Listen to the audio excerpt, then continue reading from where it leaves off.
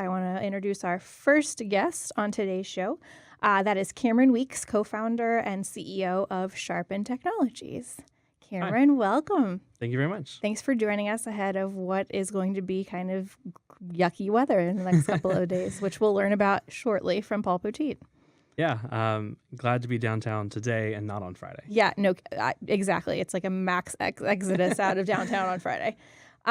Welcome to the show. You are CEO over at Sharpen Technologies, a cloud-native contact center platform that you told me helps people communicate better. Can you tell me a little bit more about Sharpen, what your background is, kind of how it came to be, and what you do? Yeah, of course. So Sharpen set out to help companies bring their contact center to the cloud. And when we started the company back in 2011, that was a very new concept.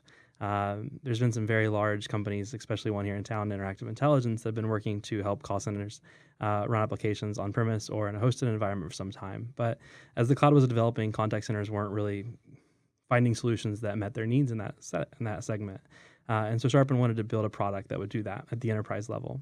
And as we really set into that, what we found was it wasn't really the main problem of a VP of customer service of getting to the cloud. Their primary problem was this empowerment of their agents and making their team more effective and efficient. And as we really boiled it down, that was really the core problem that we found inside the industry that we wanted to find a way to solve.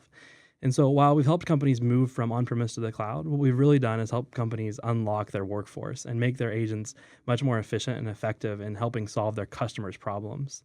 It sounds kind of obvious to a lot of us, but companies spend a lot of energy and spend a lot of capital in making products and systems to make their customers happy and buy more products from them. And then they put this team of people on the front lines of working through issues. And they a lot of times forget to ensure that those people have the best tools and the best systems in place and to invest into that team the most, which makes for an odd kind of situation. And so Sharpen is really one of the first companies in our industry to kind of come forward and say, there's a better way to do this from the agent side. And there's a better way to empower these people who really are here wanting to help your company. On the front lines. On the front lines. Yeah. Awesome. Taking a step back, can you give maybe viewers and listeners and maybe me kind of a better, broader sense of what the Internet of Things actually is? And because that's the area where Sharpen is really differentiated themselves, I feel like. Yeah, the Internet of Things poses this really unique opportunity for us in the customer service world in that, proactive customer service has always been the dream. How can you really reach out and engage the customer before they call you? And where we find value at in the Internet of Things is the ability to receive that data so that we can engage a customer or engage a user before they have to engage us. So we're looking at or traditionally, Internet of Things data has really been used from a diagnostic standpoint, from an engineering team level. So if you're Rolls-Royce, your engine is spinning off all kinds of data about its performance, and it's going back to your engineering team, and they're reviewing that to enhance the engine and make it more efficient, make it stronger. But that's not making it, and this is kind of a silly example, because I don't think if you have a Rolls-Royce jet engine, you call a customer service number to say something's not working well. But maybe you do. Yeah, I don't know. We'll see. If someone's out there to tell us, let us know.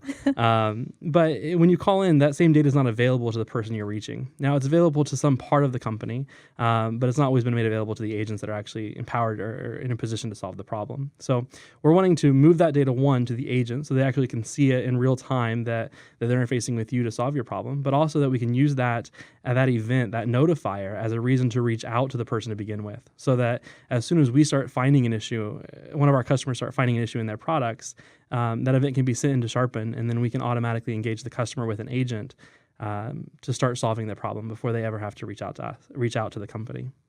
Being proactive, I like it. That makes a lot of sense, and yeah, it's kind of like preventing further trouble from happening and getting on the front end of things. It makes a lot of sense when you really think about it. But I'm sure it was harder to come up with than people think, because otherwise it would have been around for a long time. In terms of customer service agents, obviously they have like a rough job. I feel like that's a really hard thing to do. It's an incredibly difficult In job. terms of like data gathering and data collection to come up with a solution, what were some commonalities that you saw and heard from these agents? Yeah, the first thing we did to just kind of validate this idea that it's a hard job, because neither of us have this job directly. And I wouldn't want it. We went out to, the U.S. Labor Department puts together these reports every year, and they're actually really powerful pieces of data. And so what we found was that there's kind of three big metrics. One was compensation, job complexity, and overall job satisfaction. And what we found was that it had the lowest compensation, lowest satisfaction, and highest complexity, which is the absolute opposite of what you'd want in any career, right? Yeah. And so it also, the end result of that, which is pretty obvious, is it has the highest turnover of any career in the United States. Because of all the reasons you just said. Yeah, you don't keep a stressful, low-paying Low-paying. job like this, and especially in the country where there's so many other opportunities for you. So that really is kind of the primary driving force behind so many issues inside the customer service piece here. But what we did, what we really found was that these agents, people that work in customer service, the first thought you could think was that they just hate their job and there's nothing you can do about it. And that was kind of one of the first concerns. But it actually wasn't true at all. What we found were people who took these jobs really, really enjoyed helping other people solve problems. That that was their drive in life, was to help people solve problems and complex problems. And so it wasn't that the fact that they didn't like their job at all and that these people were helpless. It was that they just weren't being empowered to do that. They weren't their systems weren't integrated together to share data, or they weren't provided with enough systems or access to really understand what the problem was and to review it and solve it. And so that's what Sharpen's really set out to do. And the cloud really helps us achieve that. And that in a cloud environment, the access to other systems like a Salesforce even, or a ticketing system, or a proprietary system you've built just gets much, much easier when everything can connect together via API and data can be shared. When I think about any customer service experience I've had, and you really are only calling customer service when you're mad about something or frustrated. No one You're calls not to just say calling how you're doing. Yeah, like to call and compliment someone. When I think about those experiences, you're up here, you're a 9, you're a 10, you're annoyed. You have to, I imagine, have a high level of patience to work in customer service. And I can certainly see how when you're not set up for success and you're not given the tools that you need to talk someone down from a level 10 or a level 9, how you're working against them at that point. They've got nothing to work with. Completely. And when you have no access to simple things like when someone makes the obvious comment of, I called 2 days ago for my package. I mean, we just came out of the holiday season, so a lot of people were calling about packages and orders and missing tracking numbers. When that information is not readily available, when I call into your company, I expect that you know who I am, that you know all my history, and that it's readily available to the person I'm talking to. And when it's not, we all just become very frustrated. And it is really nice to hear after you had to call a second time for them to say, I see here in our records that you did call 2 days ago. You called around 3 p.m. You talked to camera. Like, it is nice to have that just so you feel like you've been heard, because half the time you just want to be heard. It's the normal expectation of the world today. And that's the big change that's happened in customer service, is that the power has shifted. Make up a random number of years, say 5, 10 years ago, the power in customer service really lived at the company. And what I mean by that is the company dictated how a consumer or a person was going to speak with them. They published a phone number on their website or an email address, and they said, this is how you call us or engage with us. And then Twitter happened. And the world changed, and companies lost the power overnight, and consumers took it, and they're never going to give it back. And so now the company no longer gets to decide, or successful companies no longer get to decide how they're going to engage with their customer base. Their customer base decides how they're going to engage with them, and the company is expected to respond to that. So Sharpen is an omni-channel customer service provider or tool. We didn't even plan that, and that was like a perfect segue right there. Thank you. We've done this before. Can you explain what omni-channel really means, and then how it was born? Like, how did it come to be? Because it probably is really a good solution given what you just said. Yeah, and it's one of these buzzwords that's been around for 20 years. So it's like cloud, right? Where we just found a better way to market data centers and data availability. And so Omni-Channel is the same thing. People have been talking about Omni-Channel inside the contact center for years now. But what's different about it is this migration from multi-channel to truly Omni-Channel. And the difference here is that multi-channel means that you could call in or email or text message or post on social, and that those channels could be accepted into a contact center. What omni-channel really means, though, is the ability that you can start on any one channel and go to any other channel seamlessly. And that's the part that Sharpen does better than anyone else in the market, is that we have no rules on where a conversation can start or where a conversation can end. And we really feel that the technology should get out of the way and not be the burden to the customer service agent. So, I might decide that starting on a text message is the best way to start this conversation. But as you're the agent, you might decide that a text message isn't really the most effective way to solve my complex problem.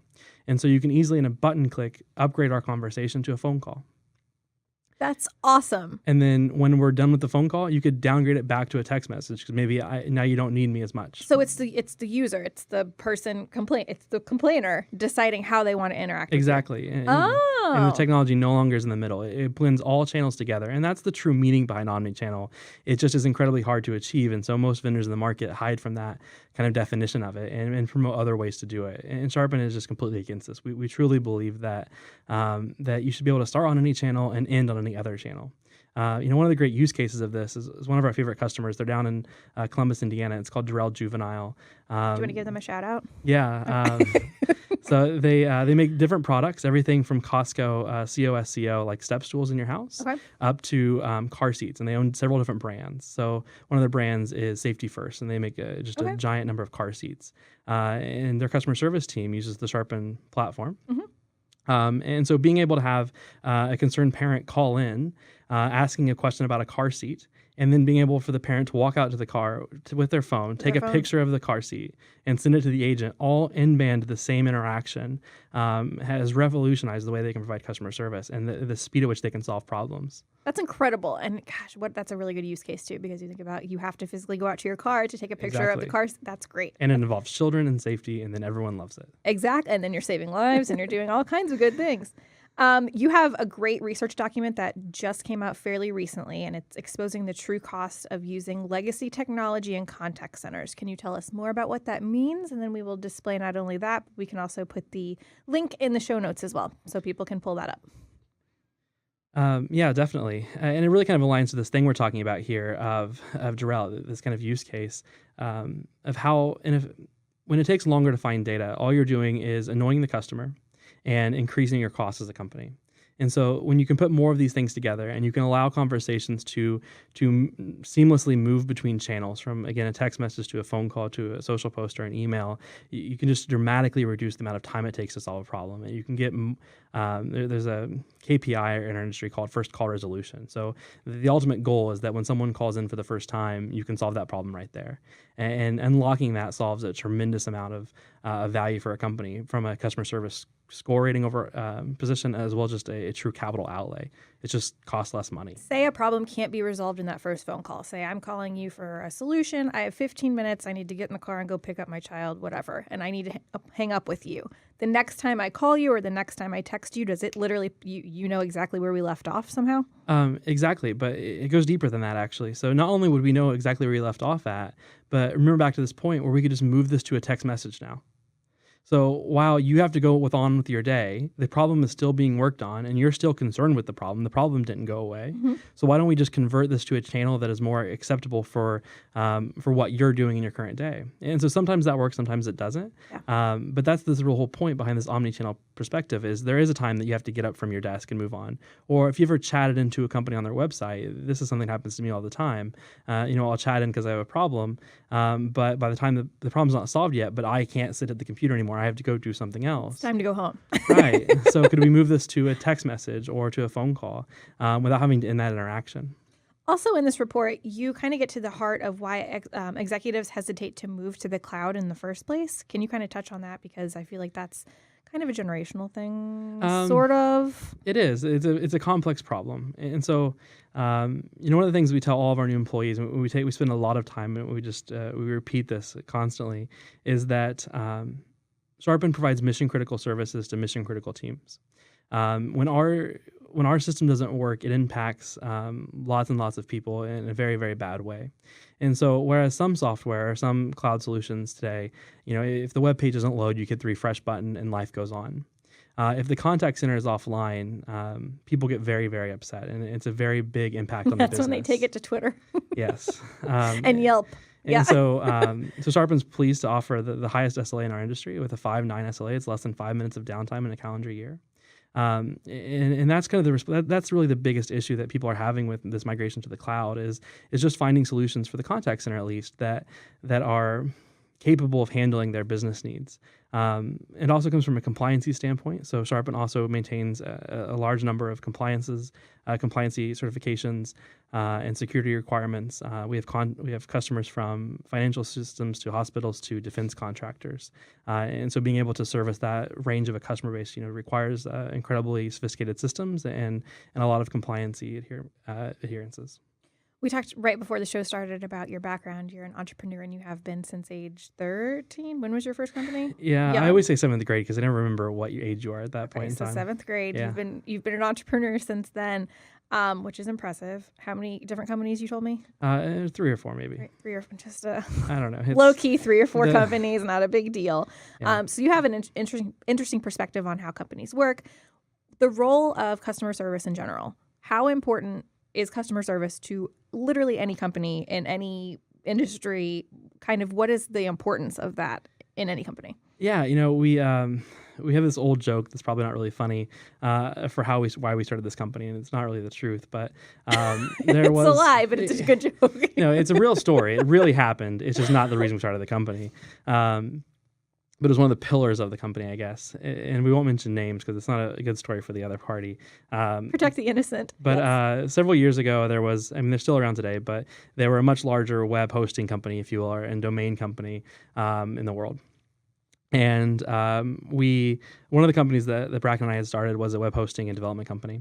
And we had all of our domain names listed with this company. And our client that was having a problem was a large automotive manufacturer. And we hosted one of the websites for them. And the domain wasn't working. There was a DNS issue. And so we're traveling between a meeting and the car, and we call into support to try to figure out what this problem is. And before we ever solve any of the problems, the only thing the person wants to ask me is what my account number is. And so we got in this huge fight over the phone because occasionally I've been known to lose my temper on a phone call when there's a problem. If it's not my account number, it's your account number that you assigned me. Like, I'll give you one of my numbers, but this one wasn't. Like, right. I have no value of this number. It's yours, not mine. And so I think that kind of summarizes this idea of how important is customer service to all of this, and that that was the end of that whole relationship with that company, and the fact that their customer service agent was in no way, and it wasn't that guy's fault. That's the other thing, It was just the straw that broke the camel's back. We always want to blame this agent that takes the phone call versus the company that set them up to fail. So as consumers, when we call in to do these things, we always get mad at this person. This is a Joe that we call into, right? Guilty as charged. I've gotten nasty to some customer service people. So it's really this company's fault. They didn't care enough about their customer service team or their customer service agenda to build a system that would actually empower the agent and the customer to solve the problem. Instead, they wanted this obscure number that they had randomly assigned to me 3 years before that in order to help you in order to solve a problem. Gosh, dang it. If I haven't been in that scenario, that's something everybody can resonate with. It's terrible. Oh, well, you have with that last digit, it's not correct. We can't help you. And you're like, a 9, it must be a 9. Then just help me. I just need help. That's, been there for sure. Speaking about entrepreneurship here in Indiana, you are Indiana born and raised, we talked about. Obviously, this community is booming right now. Everybody is opening businesses. Everybody is supporting businesses. This is a great time to have a company in Indiana. Can you speak to your experience as an entrepreneur, generally speaking, and kind of why you think things are just popping off in Indiana right now? Yeah. And I think, great timing for the question, given that the governor's State of the State address was last night. And we promised not to make this a political conversation, but math comes next. some really great things happened, or some really great things were said. And the fact that Governor Holcomb has pushed that every state in Indiana, or every state in Indiana, every school in Indiana will have a computer science program in their high school within the next few years. And I think that is one of the best things that we could do. I've been known for the stump speech of we're forcing kids to learn home ec in high school, whereas that does nothing to provide them a job when they graduate. But if we could teach them programming, they could get a job for starting at $50,000 as soon as they graduate. And so our priorities are wildly out of alignment here. And so your question was just overall entrepreneurship, and technology is not everything, but it is definitely a growing sector of our entrepreneurial community here. And so my high school career was very different than that. I mean, there was no computer science. No one thought of putting computer science in high school. And I was incredibly frustrated by this and went around multiple different places trying to find a way to learn. And at the end of the day, I just had to basically teach myself it until I went to Purdue. And so I found that very frustrating. But it's incredibly exciting to see just in a few years, and I'm not that old, and for me going from high school to college to now, the dramatic transformation we've had of putting computer science in high school, right? I mean, I don't know, I'm 29, so however many years ago that was in high school, I mean, that for a political move like that to happen that quickly is awesome. And I think it really speaks to the speed at which things are happening in our community around technology and entrepreneurship. Well, and even seeing STEM programs in younger schools, younger students getting their hands on technology, I think, the sky's the limit now. Now that the doors have been opened and there's all this opportunity, I mean, there's going to be so much growth over time too. Completely. Cool. Okay, so I want to make sure people can get in touch with you and Sharpen. Do you have any parting thoughts before I let you go and before I share all of your social media and website information? It's just that the agents aren't, when you're talking and you're mad at a company, it's not the agent's fault. Don't it's yell the at company's the agents.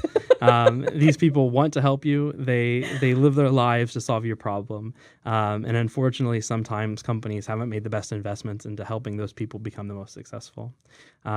So we're trying to change that and make that a better experience and help companies unlock the value and the potential of their employees wherever they are in the world. I'm sure all the customer service agents who have Sharpen at their fingertips are like, thank goodness, thank you so much, because they're not getting yelled at on a regular basis. Not to, I won't share any names here, but this is a really cool story that you've kind of alluded to. We recently were just out doing some video testimonials from our customers, and we had this really scary idea that was terrifying to me. We put a camera in a conference room, and we let people walk up to it and just say whatever they wanted to say. And these are the actual agents inside call centers that use our product every single day. Yeah. And there was no filter. There was none of our team there present. They could have said anything they wanted about us. They could have found my name and just cursed me out. Luckily, we weren't live streaming it then. We were recording I don't know. it. That sounds fun. It sounds like a good opportunity. What we found was incredible feedback. We actually found a lady that said that she loved the people she worked with. She loved the company that she worked for, but the job and the burden of trying to execute on the job was just so hard that it made her want to quit. And when they implemented Sharpen, within 6 months, it completely changed her view of this whole thing and made her love it so much that she actually is going back to school and getting a computer science degree, because she wants to actually help people. She wants people to do these things to help people become better. Like it was the most incredible thing we could have found. So that was a good day for you then. Very good day. Yeah. Well, good. Keep up the good work, because it sounds like you're doing great things for lots of companies, which, again, for all the customer service agents out there, if your company doesn't utilize Sharpen, I would definitely put a word in, because you definitely want that. In terms of how people can connect with Sharpen, you're on Facebook, Sharpen Tech. Website is sharpencx.com, Twitter at Sharpen Tech, and Instagram at Sharpen Tech. So good marketing there. Good branding across the board. Very well done. We have a great team. Awesome. Cameron, thank you so much for joining me.